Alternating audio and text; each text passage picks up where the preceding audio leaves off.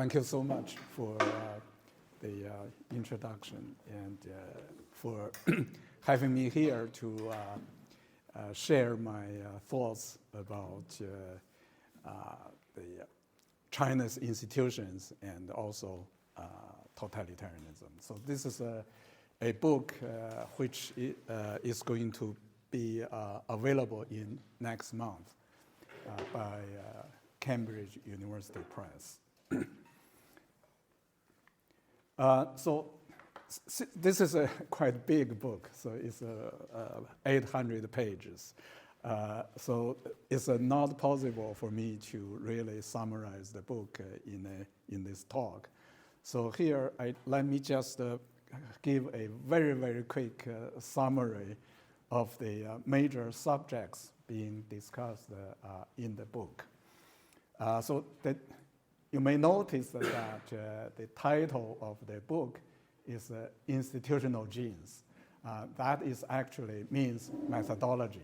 So in terms of methodology, here I'm following Douglas North, means path dependence theory. But I want to go further than just applying path dependence theory. So going further means that we want to understand why our institutional changes are path dependent. So we want to further explore that. So we want to explain the mechanism. So for that purpose, here I coined a term called institutional genes. I have to make it clear that this is not an analogy borrowed from life science. So this is actually, in the book, I have a precise definition about that. So the so-called institutional genes, these are basic institutional elements.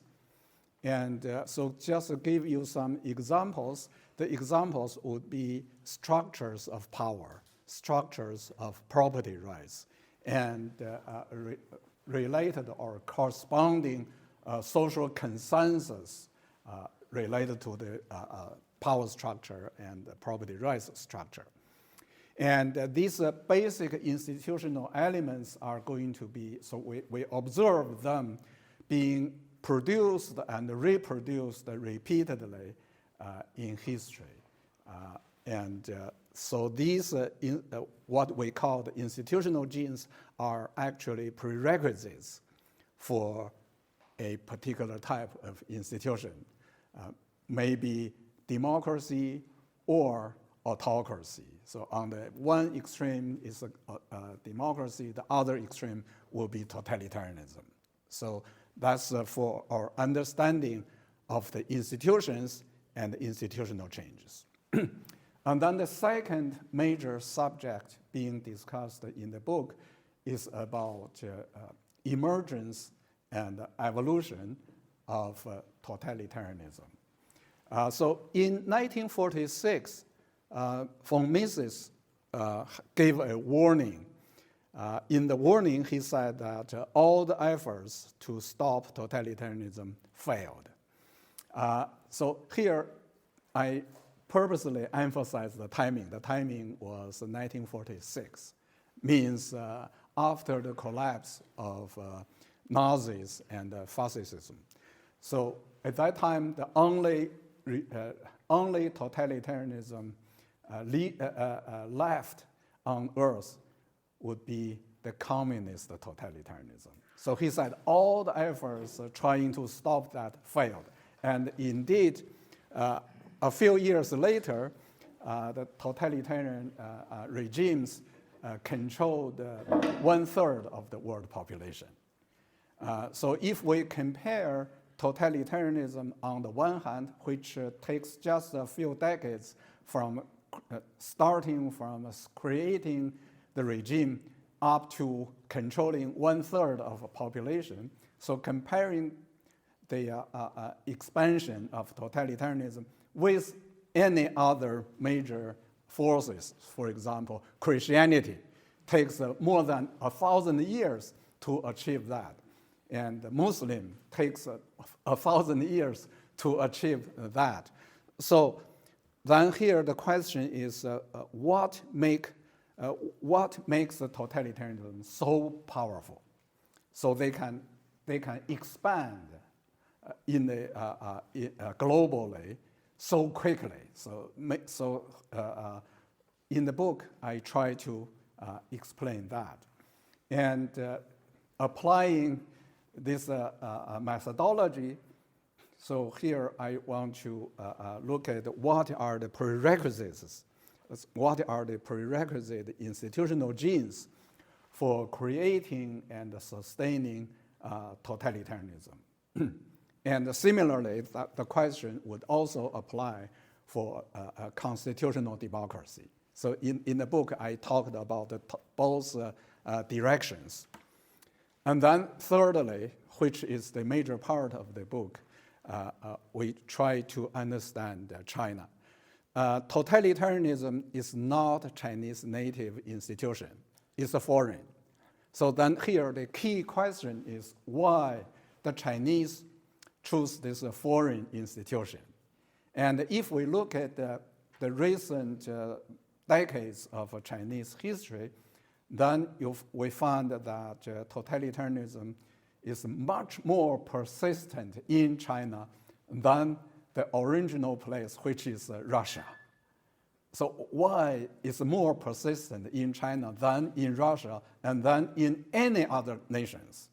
So what are the reasons? So we try to understand that. We try to address that question.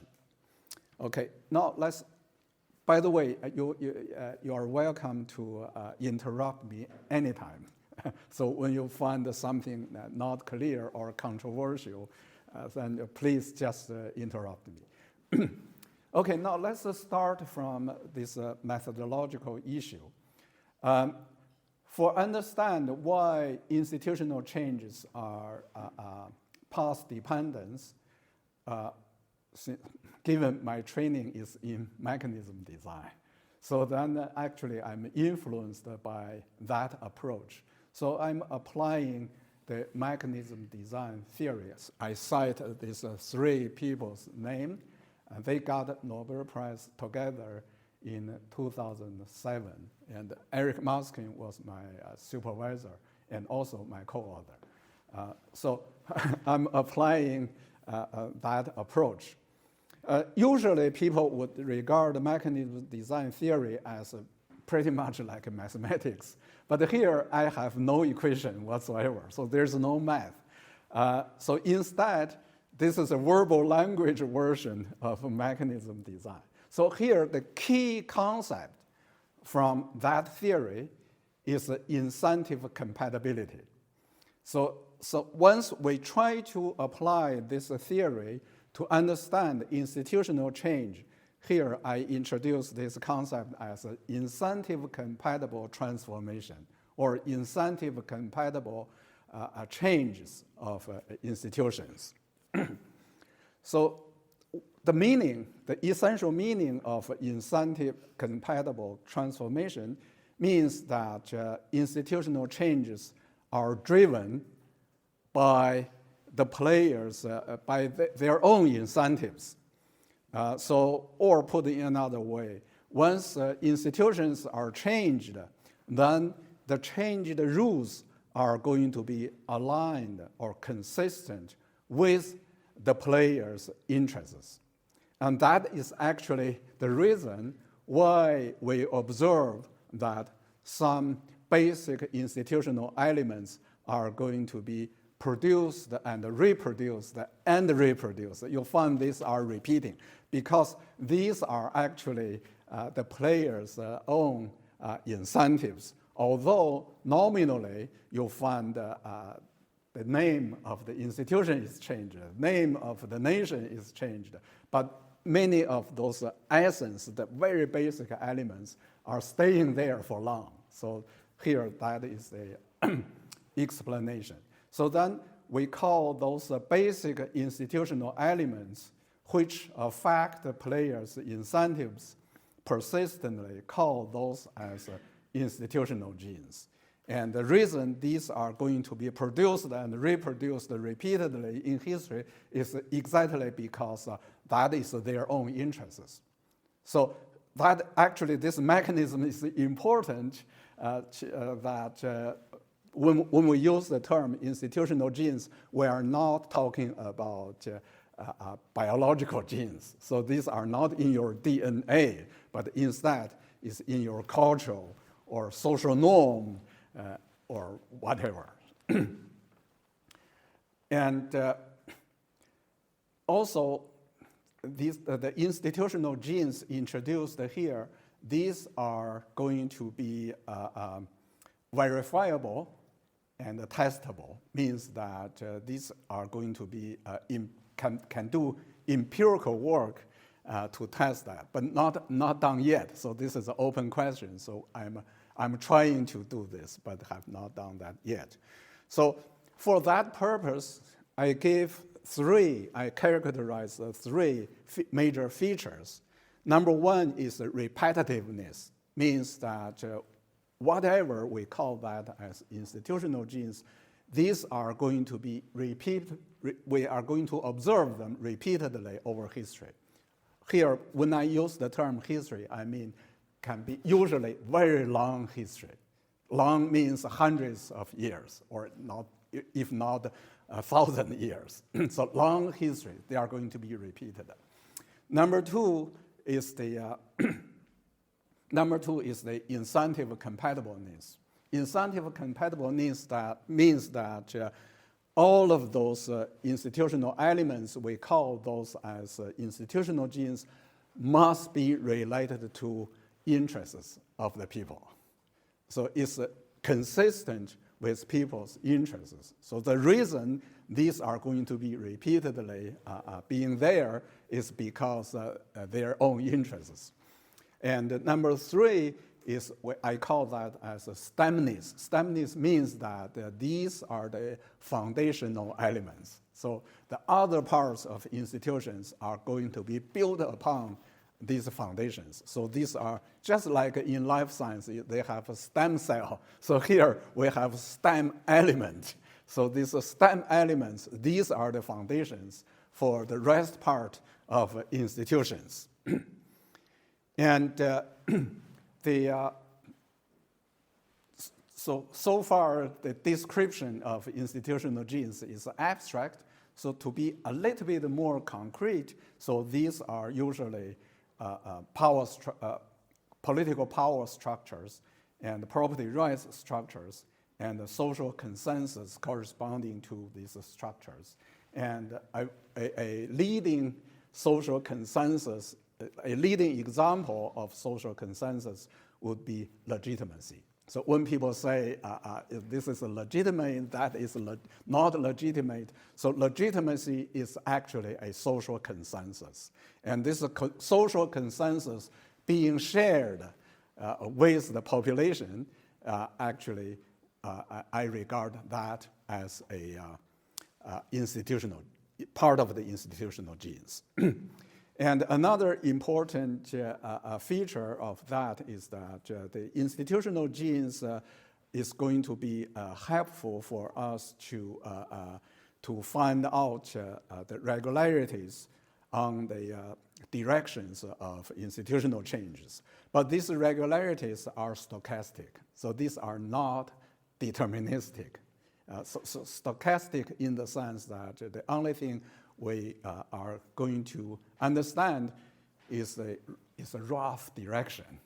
But there's no way to predict in any precise way. So that's also an important point to make here. And so finally, let me just give an example for the institutional genes. So that is the persistent power structure or persistent ownership structure. So the examples would be about the dispersed versus concentrated property rights in Greece vis-a-vis those in China. So from archaeological discoveries, so before civilization, the archaeological discovery told us that in ancient Greece, the property rights were already dispersed. But in contrast, before civilization emerged, so the archaeological evidence tells us that in China, even before civilization started, the property rights were already highly concentrated. So you see that. And also, starting from civilization, you'll find a very long history of dispersed ownership in Greece, in the place called Greece, also Rome, and in the place called China. Or another example would be Persia, right? Iran, today's Iran. So they have a very long history of concentrated or dispersed property rights. And that is intimately correlated with power structure as well. So once you have dispersed property rights, then you have, of course, then you also at the same time you observe dispersed political power. And in the place where you have dispersed property rights, at the same time you also observe concentrated. So once you have concentrated property rights, you also observe concentrated political power as well. So these are observations, and these observations are regarded as examples of institutional genes. Okay, so here, let's just continue this discussion about the structure, the political power structure vis-a-vis the ownership structure, and how these are related to the next major subject of the book, which is totalitarianism. So first of all, when we look at highly dispersed property rights together with highly dispersed political power, then the corresponding institution is exactly what we call the democracy. So that is a democracy, at the same time that is a typical capitalist economy. Capitalist economy means a market economy based upon private property rights. And not only private property rights, is highly competitive. So what makes it competitive? What are the prerequisites of competitive? Competitive means that you have to have many owners. You have a large number of firms. So only when you have large number of firms, you have large number of owners, not that concentrated, then you have this competitiveness. So this is one extreme when we talk about the spectrum of the distribution of power and the distribution of property rights. So, but then if we have instead of these highly dispersed property rights, so if we are talking about a concentrated ownership and a concentrated political power, concentrated but not totally monopolized. So concentrated means that here we're talking about the oligarchy. So we have several or dozens of super rich and super powerful parties. So in that case, that kind of institution, we usually call that as authoritarianism. And so it's important to mention authoritarianism here, although my focus is totalitarianism. So the reason here we have to talk about authoritarianism because we have to distinguish between authoritarianism and totalitarianism. So in particular, there is an important theory in political science, which is called modernization theory. So that will start to be popular since the 1960s. So this popular theory argues that for an authoritarian regime, as long as the economy is developing, so once you have developed the economy, then you have a growth, you have a rise of the middle class, and then an authoritarian regime can be transformed peacefully into democracy. And the leading examples would include Taiwan and South Korea. So here, since I'm going to talk about China, then comparing mainland China, Taiwan is a leading example showing something opposite, right? So here, Taiwan shows that in an authoritarian regime, once you have a developed economy, then it can transform into democracy peacefully. So that's a modernization theory. And then people try to apply this theory to mainland China. But that application failed and failed again. What is the reason? The reason is simple. It's because the mainland Chinese regime is not an authoritarian regime. It's a totalitarian regime. So what is a totalitarian regime? So then here, the so-called totalitarianism is a one-party system.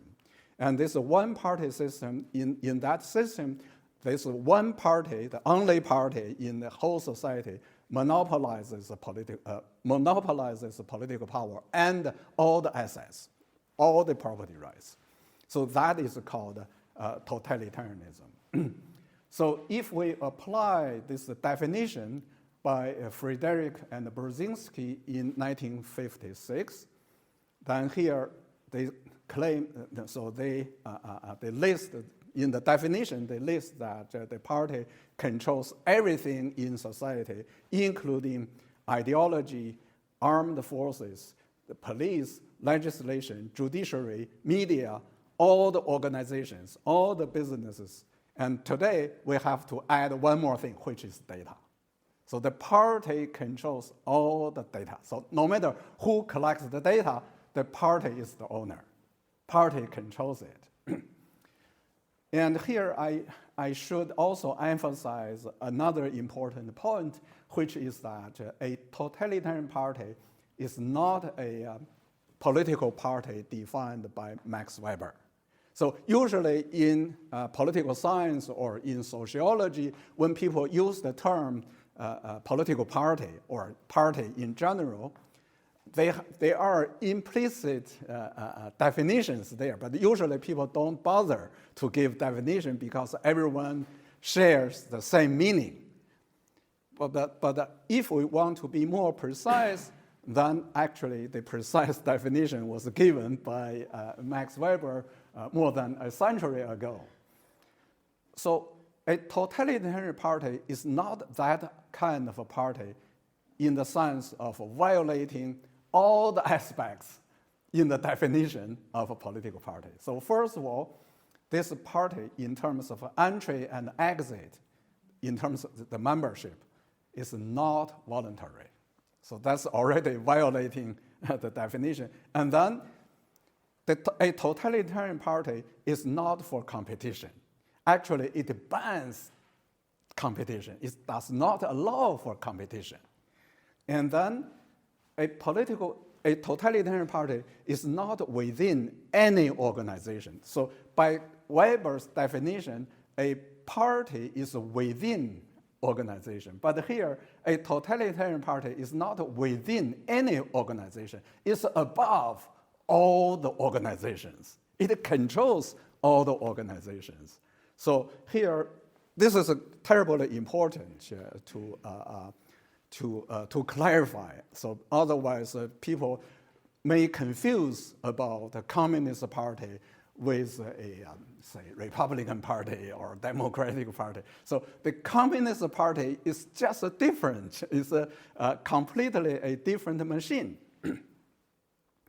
And another important thing is about the fact, a basic historical fact. The fact is that there is no totalitarian regime which has been transformed into democracy peacefully.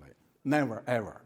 So the first thing have to happen is the collapse of the totalitarian regime. And then you have transformation. So as long as the totalitarian regime does not collapse, there's no way for that kind of institution to transform into democracy peacefully. The reason is very simple, is because the party controls everything, and the party would not allow for any this kind of evolution to occur.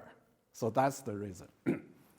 Okay, so then let's focus on the Chinese institution. So let me first just summarize my description of today's Chinese institution. So I call that as regionally administered totalitarianism. So actually, this term, the reason I bother to coin this term is for describe the Chinese institution in a very, very dense way. So precise, but also very short. So first, regionally administered totalitarianism. Here, the first point is that it's a totalitarian regime.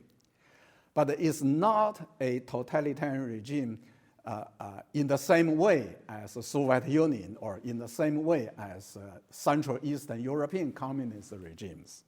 So it's different. It's a totalitarianism with Chinese characteristics. So what is the Chinese characteristics? That is that although it's a totalitarian regime, yet in terms of administration, in terms of resource allocations, these are all delegated to the local party state bureaucracies. So you have a uniform party state bureaucracy top-down. So all the strategic issues, ideology, personnel matters, party lines, all of those are top-down. And the party tightly controls the whole society in strategic issues.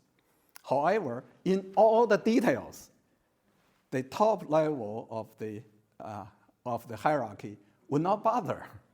So they give you a strategic goal, and then they allow for the local party state authorities to find their way out, to find their way to achieve the goal. So that is the way the Chinese the Chinese central authority operates. And also, when I say that the Chinese regime is a totalitarian regime, people may want to argue about it. So for that purpose, here I purposely cite the Constitution. So if we look at either the party's constitution or the state constitution, there is a word saying that the party leads everything. This is a coded language of the Communist Party. So the coded language saying that the party leads everything. What's the meaning? The meaning is that the party controls everything. So when they say that in an explicit way that they controls everything, that is already the definition of totalitarianism. So you don't need to argue. That's what they have repeatedly asserted. And so here, I like to emphasize that this regionally administered totalitarianism actually is the foundation for China's economic reform. So when we try to understand today's Chinese economy, so supposedly some people don't care so much about the politics, they care only about the economy. They find the Chinese economy is growing strongly and it's challenging. So they only want to understand the Chinese economy. But here I want to emphasize that to understand the Chinese economy, you have to first understand this regime, because the whole economic reform is based upon this regionally administered totalitarian regime. And so then, finally,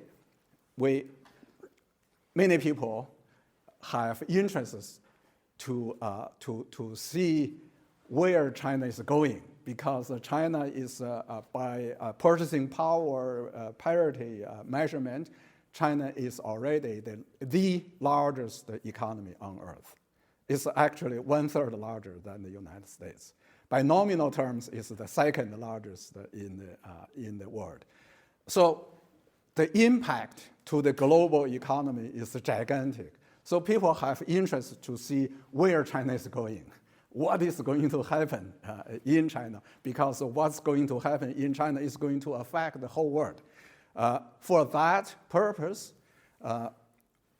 I believe we have to understand the origin of the regionally administered totalitarianism and the evolution of this regime. So once we know the origin and evolution, then we have clues to see sort of the direction that China is going. Okay, so this is a summary of many chapters of the book about how the Chinese institutions are evolved. So I started from the emergence of the Chinese Empire and the evolution of the Chinese Empire. So the reason to understand contemporary China, I started from 2,000 years ago, is because here we are talking about institutional genes. So where the institutional genes start from and how the institutional genes have been evolved over history. So to keep the long story short, later I'm going to show you the three elements of the Chinese institutional genes of the Chinese Empire. So at the beginning of the 20th century, the Chinese Empire collapsed. So the collapse of the Chinese Empire was related to exogenous shocks from the outside of the world, the outside world. So those exogenous shocks are actually from the West, from the UK, in particular from the UK and from Japan. So these are the ideas of constitutionalism and the sort of democracy, not precisely democracy in today's understanding, but voting. So they have the ideas of voting for the parliament, and you have a constitutional monarchy in the UK, and Japan just changed the system into a constitutional monarchy. So the Chinese tried to imitate. So they had 2 rounds of the attempted reforms, changing the Chinese Empire into constitutional monarchy. But both of these 2 reforms failed. And then there was a Republican revolution trying to change China into a republic. And the particular model was the United States. The Chinese, because of the exogenous shocks, so they imitate the other countries, try to change the Chinese institution. But all of those failed. So fairly soon after these shocks, then another exogenous shock came. That is the Comintern, the Communist International from Soviet Russia. That was 1920. So actually in 1919, the Comintern already sent agencies into China, but they start to be more active in 1920. And then in 1921, the Comintern created their China branch. The China branch of Comintern is called the Chinese Communist Party. And then 10 years later, the Comintern created the first Chinese Soviet Republic. The Chinese Soviet Republic had its capital city in Ruijin's Jiangxi province. That actually is earlier than many other republics of Soviet Union. So that's supposed to be part of the Soviet Union. Actually, couple of years before that, a leading founder of the Chinese Communist Party, Li Dazhao, when he was under arrest, he made a public announcement before his death sentence. He said, "I proudly announce that I am a member of the Soviet Communist Party." Right? You see the connection between the Chinese communists and the Soviet communists. So this founder of the Chinese Communist Party made a public announcement that he was a member of the Soviet Communist Party, right? So that's very important. And by 1949, the Chinese communists took over the whole mainland China and changed the name as the People's Republic of China. But actually, that is just a continuation of the Chinese Soviet Republic, just by changing the name. So the nature of the party and the nature of the regime, they are all the same as the Chinese Soviet Republic. And since then, they had a wholesale kind of a transformation of the Chinese institution into the Soviet type of institution.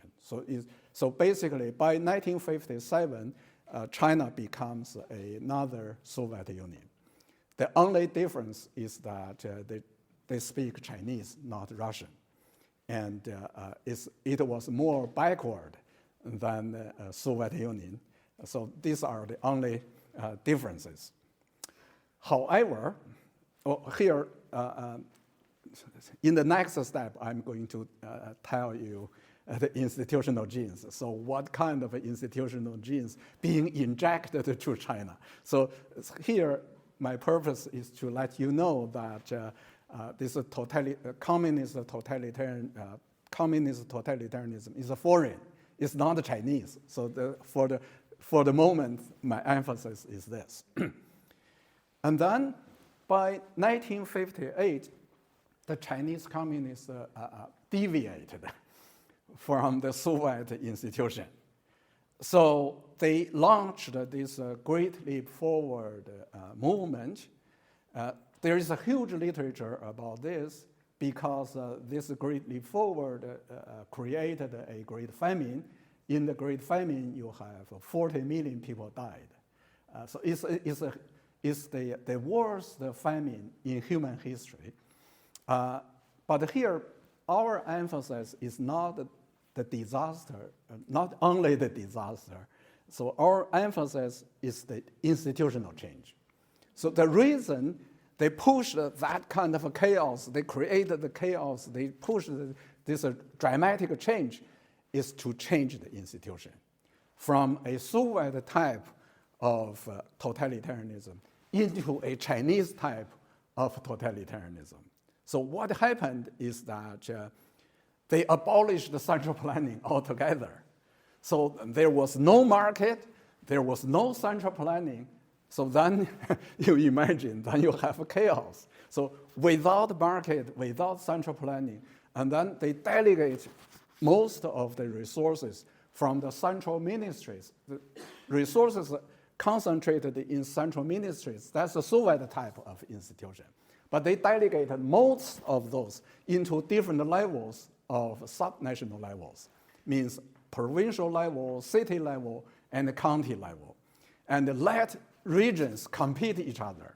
So the so-called Great Leap Forward is actually regional competition. So they compete for the targets being set by the central authorities. So the central authorities just give them targets without telling what you want, what you need to do. So there's no technical details. So in the central planning, they have all the technical details. They have detailed instructions. But here in the Chinese system, once they changed it, once they abolished the Soviet institution, then there's no technical details given. There's no concrete instruction given. So let local authorities make a decision, find your way out to achieve the goals. So then they created the chaos.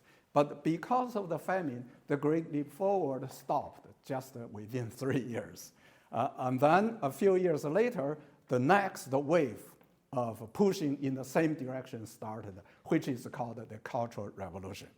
So in the Cultural Revolution, the regionally administered totalitarian regime not only being consolidated, it's going to be strengthened. So this, at the end of the Cultural Revolution, all the Chinese counties became self-sufficient. So that actually is the base for the economic reform. So the starting point of the economic reform is exactly the ending point of the Cultural Revolution. So the whole economic reform is based upon this inherited institution from Great Leap Forward and the Cultural Revolution. So here you see how the institutions have been evolved. And in the next, I'm going to tell you briefly what are the institutional genes associated with this regionally administered totalitarianism. And here I also like to emphasize on the goal of the economic reform, the Communist Party's goal of economic reform. So at the end of the Cultural Revolution, which is a huge disaster, so in general, this is a social consensus. No matter we are talking about the Communist Party or the commoners, so this is a disaster. And after this disaster, how to save the party, how to save the legitimacy of the party is a critical issue. And also, according to the Chinese Communist Party leaders, the Chinese economy was about to collapse. So for them, for saving the party rule is critically important to have an economic reform. But right before any reform has been taken, Deng Xiaoping made a public announcement. He said that once we start to reform, once we start to opening up, bad things are going to happen. To prevent the bad things happening and shaking up the foundation of the party, so then he announced that this is 4 cardinal principles. The so-called 4 cardinal principles are actually the 4 red lines. Means that once we start a reform, but everyone must keep in mind that these 4 red lines are not touchable. So you don't touch these red lines. So what are these? Number 1 is the party's leadership. Number 2 means one-party system, so you don't touch that. Number 2 is the ideology. It's the ideology of Marxism, Leninism, and Mao Zedong thought. Number 3 is the dictatorship of proletariat. Number 4 is socialism. So all of these are the red lines. And the reason here I'm emphasizing that is because for our understanding the reversals of the Chinese economic reform in the recent decade. So people find it hard to understand why there is a reversal. So before this decade, people found that China was growing like crazy, and all of a sudden China stopped. So they found it difficult to understand why the Communist Party is doing that. Actually, this reversal is directly related to the 4 principles. So, because the Communist Party is afraid of losing power, the Communist Party is trying to regain control over society.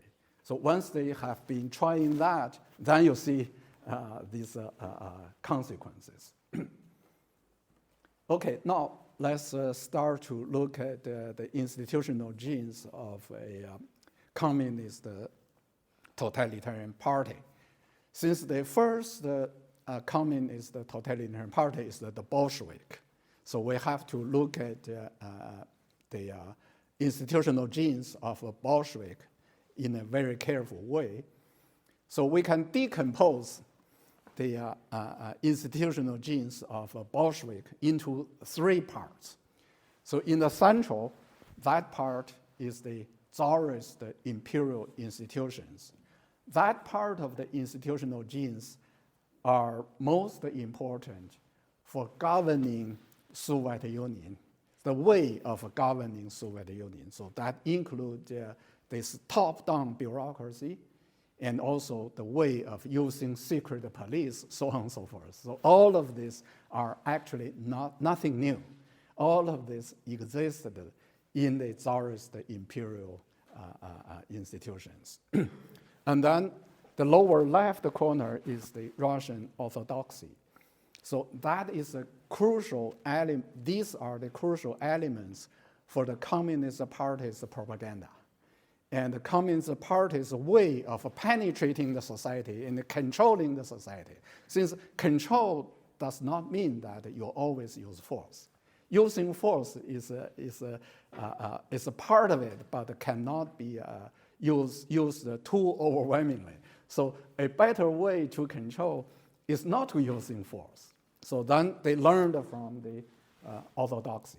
And also their way of pushing up this personality cult. The way of creating this personality cult, actually, they imitated what the Orthodox Church have been doing for saints. So when you try to do the propaganda for a newly titled saint, so then they have a whole set of technologies, whole set of strategies of doing so. But a saint in the church is a dead person. Here, in terms of Communist Party, these are living persons, right? So the first saint being raised in this way is Joseph Stalin. So when did he do it? The timing is important. The timing is when Lenin died. So on the one hand, their way of treating Lenin is pretty much like in the church. But actually the purpose was not for Lenin. The purpose was for Stalin. And then they created the whole thing for Joseph Stalin.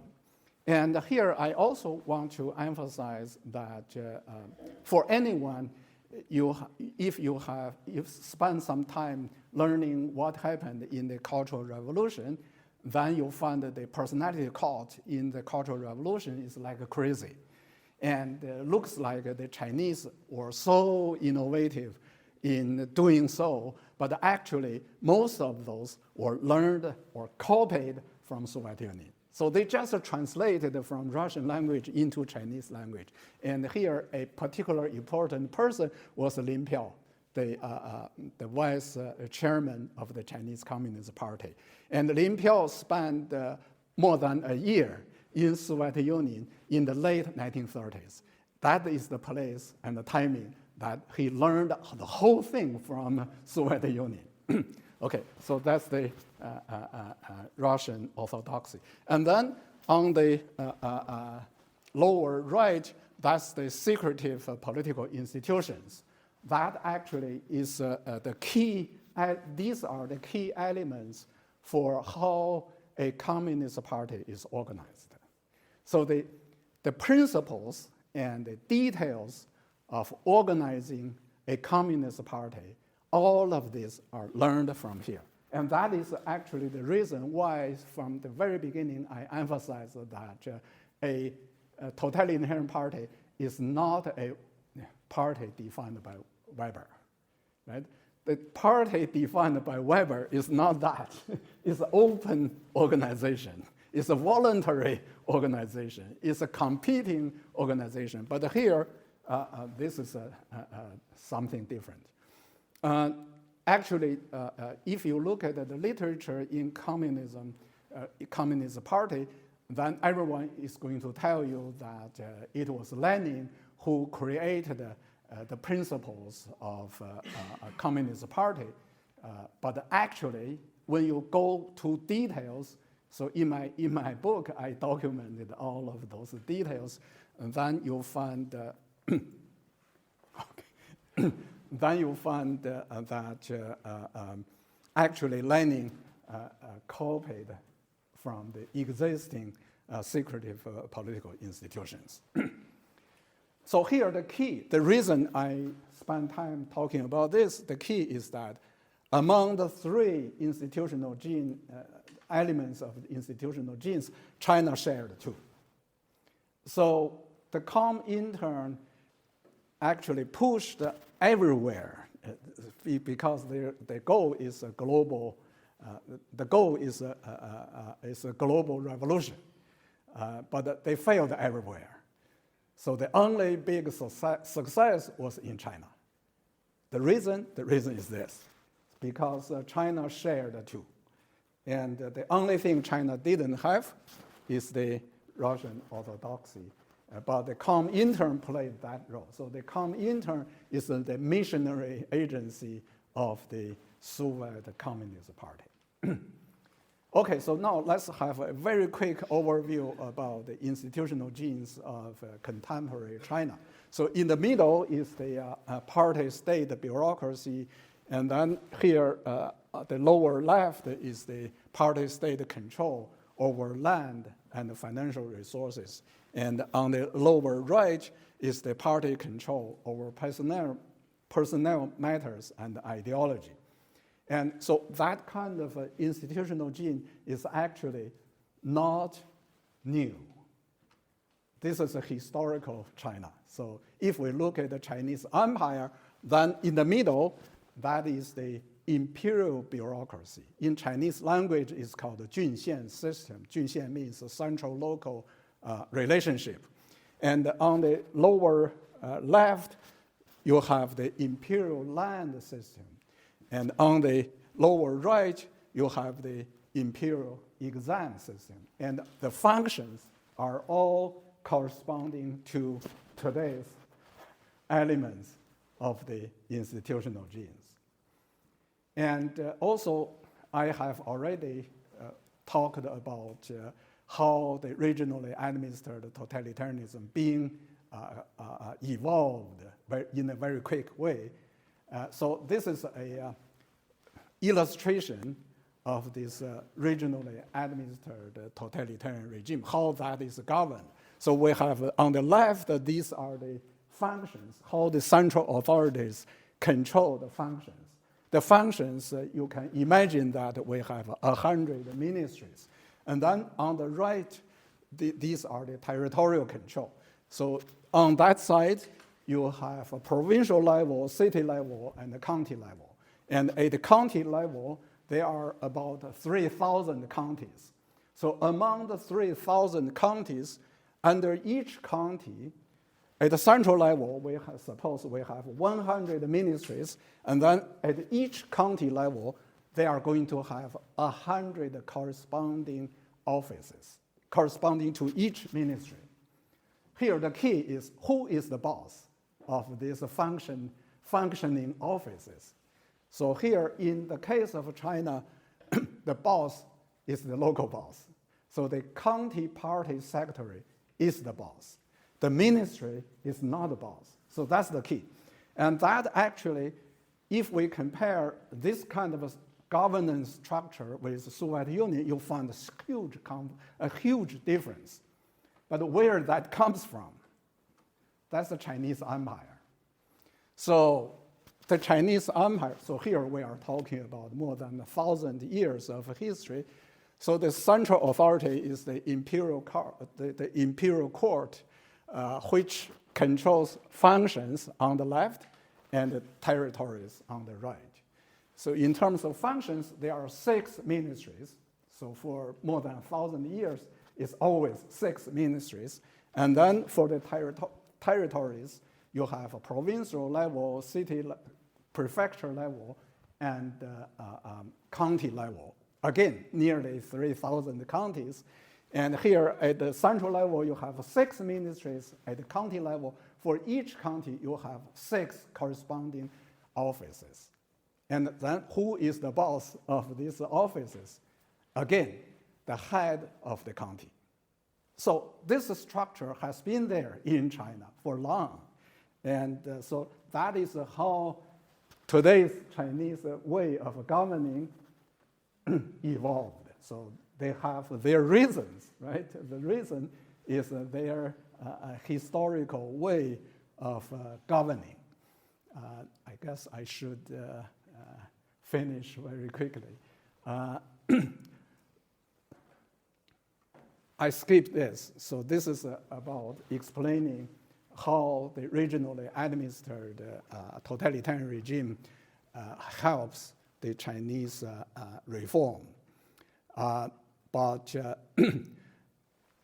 So a result of this reform, not a result, but an essential part of the reform is the development of the private sector. And associated with this private sector is the civil society. And the civil society, with the development of the civil society, the limited pluralism have been evolving in China. But here comes to this contradiction. The Communist Party, as their goal of reform, is the same as those in Soviet Union and Central Eastern European communist regimes. So the purpose of the reform is to sustain the party rule. It's not for the economy. Right? For economy is important for sustaining party rule, but the purpose is not for the economy.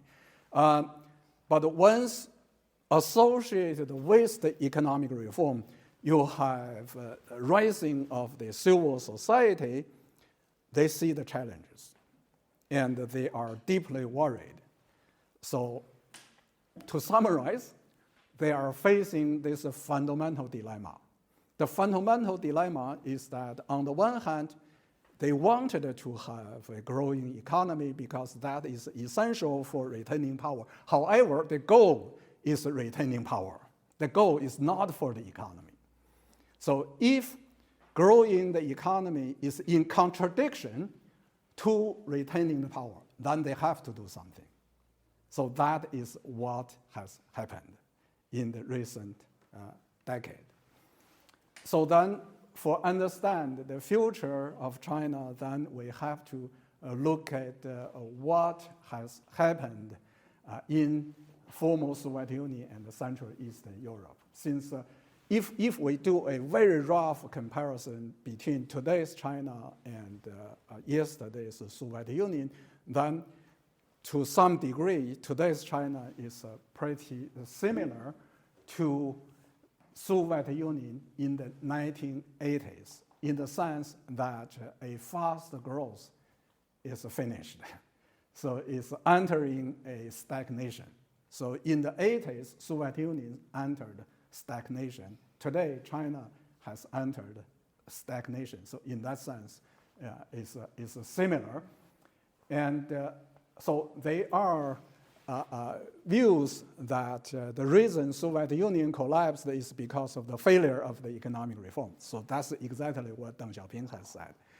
But actually, if we look at how the communist regimes collapsed in Soviet Union and Central Eastern Europe, you'll find it's more than the failure of economic reform. So there are at least 2 other things. The 2 other things would be the perestroika by Gorbachev. So what is a perestroika?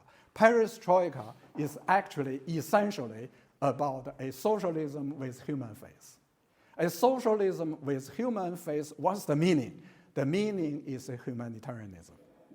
So the rising of humanitarianism is in contradiction to the totalitarian rule. So once they officially introduce something which is in direct contradiction to the totalitarian rule, that helps for the collapse of the regime. And then there is another very important factor, which is the civil society rising in the whole Central Eastern European region. Due to the time limitation, I'm not going to elaborate, but in China, they observe that as well. So the Chinese communists would never, ever talk about humanitarianism. They learned a lesson from the Soviet Union, and they are not going to allow for civil society to further expand.